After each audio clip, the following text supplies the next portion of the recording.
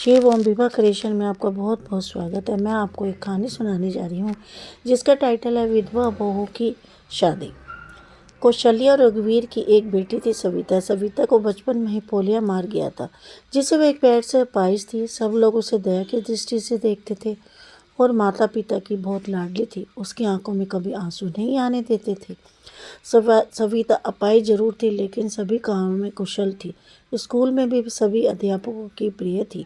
एक दिन कौशल्या बोली, कौशल्या सुनो जी, सविता की 11वीं पास हो गई है। हमारी बेटी दिव्यांग है, उसके लिए ऐसा ही लड़का ढूंढना पड़ेगा। लगता है उसकी शादी करने में बहुत मुश्किलें आएंगी, इसलिए अभी से लड़का ढूंढना शुरू कर दो। रघुवीर, हाँ कौशल्या, सही कहती हो। सविता कितनी सुंदर और सद्गुण संपन्न है, लेकिन पैर की वजह से मेरी बेटी की ज़िंदगी खराब हो गई है। सविता ने अपनी माँ और बाबूजी की बातें सुन ली। वह पास जाकर बोली, सविता, बाबूजी, क्या मैं आप पर बोझ हूँ? मेरा पैर खराब है, इसका मतलब ये तो नहीं कि मैं किसी पर आश्रित रहूँगी। फिर कैसे हुई मेरी ज़िंदगी खराब? कौशल्या, मेरा मन छोटा मत कर बेटे। किसने कहा कि तू बोझ है? तू तो हमारी आंखों का तारा है। सविता, माँ, मैं पढ़ाई के साथ साथ कुछ करना भी चाहती हूँ जिससे मैं खुद पर निर्भर रह सकूँ। उधर सविता की पढ़ाई पूरी हो गई, उधर रघुवीर सविता के लिए लड़का ढूंढने लगा। सविता के लिए परेश का रिश्ता आया। परेश रसायन कंपनी फैक्ट्री में काम करता था। परेश अपनी माँ रमा और अपने पिता मुकेश के साथ सविता को देखने के लिए उनके घर आया। मुकेश, अरे बेटा, लड़के का तो पैर खराब है। परेश, पिताजी, अगर ये दिव्यांग लड़की से शादी करूँगा तो मुझे किसी का जीवन संभालने का सौभाग्य मिलेगा। रमा, बेटा देख, तेरी जिंदगी है, जो भी फैसला हो सोच समझ कर लेना। परेश, देखिए कवि सविता जी, मैंने आपकी जितनी तारीफ सुनी है, मैं खुद को अपने मिलने से रोक नहीं पाया। क्या आप मुझसे शादी करने के लिए राजी हैं? सविता, परेश जी, मैं एक अपाहिज लड़की हूँ और आप पूर्ण रूप से स्वस्थ हैं। क्या आप एक अपाहिज लड़की को स्वीकार करेंगे? परेश, सविता, मैं जिंदगी भर आपका सहारा बनने के लिए तैयार हूँ, अगर आपको ऐतराज़ न हो तो। सविता, अगर आप तैयार हैं तो मैं खुश नसीब हूँ। क्या मुझे जैसा जीवन साथी मिलेगा? सविता और परेश की बहुत धूमधाम से शादी हुई। चारों तरफ खुश चर्चा थी कि बड़ी भाग्यशाली है सविता, जो दिव्यांग होते हैं वो उसे इतना अच्छा पति मिला। रमा, बहू, आज तुम्हारा पहला दिन है, इतनी जल्दी कैसे उठ गई? सविता, माँ, मुझे जल्दी उठने की आदत है। मैंने नाश्ता बना दिया, आप लोग सब नाश्ता कर लीजिए। रमा हैरान थी कि एक पैर खराब होते हुए भी सुबह उठकर नाश्ता भी बना दिया। इसी तरह सविता ने थोड़े ही दिनों में सारी जिम्मेदारी अपने ऊपर ले ली। सविता ने सभी से बहुत खुश थे, सविता से सभी ही बहुत खुश थे। रमा, परेश, तेरी बीवी लाखों में नहीं करोड़ों में एक है। मैं तो डरती थी कहीं ऐसा ना हो कि एक दिव्यांग लड़की की शादी करके कहीं मेरे बेटे की ज़िंदगी खराब ना हो जाए। परेश, हाँ, मेरा फैसला कभी गलत नहीं हो सकता। आपसे एक बात कह रहा हूँ कि अगर मुझे कुछ हो जाए तो सविता को ही अपनी बेटी की तरह रखना। रमा, चल पागल, ऐसी बातें नहीं बोलते, अभी तो तेरी बेटी ही है। और अगले ही दिन उसकी खुशियों को जैसे किसी की नज़र लगे। परेश की फैक्ट्री में जहरीली गैस लीक हो जाने से कई लोगों की मौत हो गई, जिसमें परेश भी शामिल था। जब ये खबर परेश के घर पहुंची तो अब घर में अहंकार मच गया, लेकिन सविता तो जैसे पत्थर सी हो गई थी। वह खामोश थी, उसकी आंखों में आंसू नहीं थे, पर परेश को यूं ही फटी फटी आंखों से देखती रही। कुछ औरतों ने उसे हिलाते हुए कहा, बहू रो ले, परेश को मर गया है, अगर रोएगी नहीं तो पागल हो जाएगी, तो विधवा हो गई है विधवा। इस तरह की बातें सोचकर सविता फूट फूट कर रोने लगी।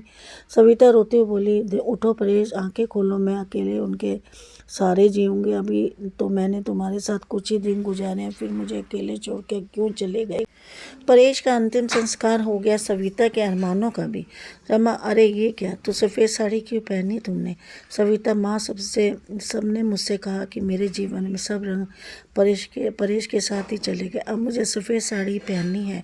रमा, नहीं बेटी, तुम हमारे दुखों को और मत बढ़ाओ, आज से तुम कभी भी सफ़ेद साड़ी नहीं पहनोगी। हफ्ते महीने यूं ही शौक में गुजर गए। कौशल्या और रघुवीर सविता को लेने के लिए आए। कौशल्या, मेरी बेटी का जीवन तबाह हो गया, पूरी ज़िंदगी अकेले कैसे काटेगी, इसलिए हम उसे अपने साथ ले जाना चाहते हैं। रमा, देखिए समदन जी, सविता कहीं नहीं जाएगी, आप उसकी शादी करके कर्तव्य मुक्त हो चुके हैं, लेकिन अब वह हमारे भी कुछ कर्तव्य है। हमारी बहू नहीं, हमारी बेटी बनकर ही हमारे साथ रहेगी। ये कहते हुए रमा ने सविता को गले लगा लिया। मुकेश, हाँ समधी जी, रमा सही कह रही है, हम सविता को आगे पढ़ाएंगे और किसी लायक बनाएंगे। आप चिंता मत करना, हम आपकी सविता को पलकों पर बिठा कर रखेंगे।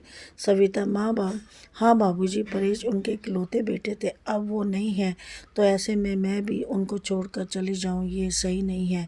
मैं उनके पास रहकर इनकी सेवा करूंगी। सविता के माँ बाबूजी चले गए। अब सविता अकेली थी।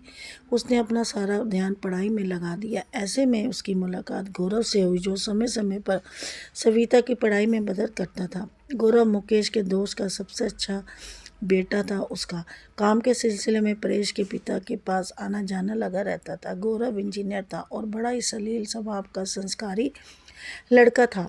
चारों तरफ औरत बातें बनाने लगी। एक औरत बोली, अरे देखो कैसी विधवा है, ये सफ़ेद साड़ी भी नहीं पहनती, पति को जरा भी दुख नहीं है।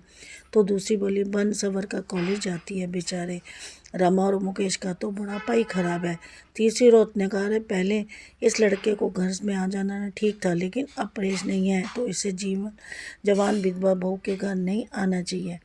लेकिन सविता को किसी की बात में कोई फ़र्क नहीं पड़ता था, क्योंकि उसके सास उसके साथ थे।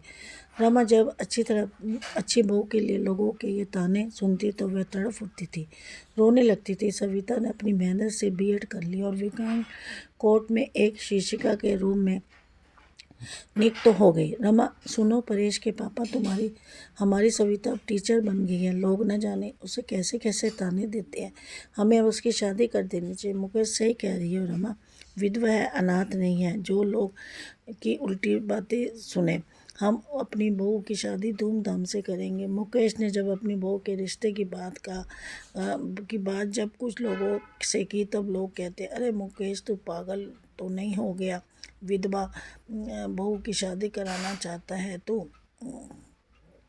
मुकेश, हाँ मैं उसकी शादी कराना चाहता हूँ, उसकी ज़िंदगी से विधवा शब्द हमेशा के लिए मिटाना चाहता हूँ। तभी गौरव ने आकर कहा, गौरव अंकल, अगर आप सविता के काबिल समझे तो मैं आपके बहू की शादी करने के लिए तैयार हूँ। मुकेश, गौरव तुम? हाँ मैं।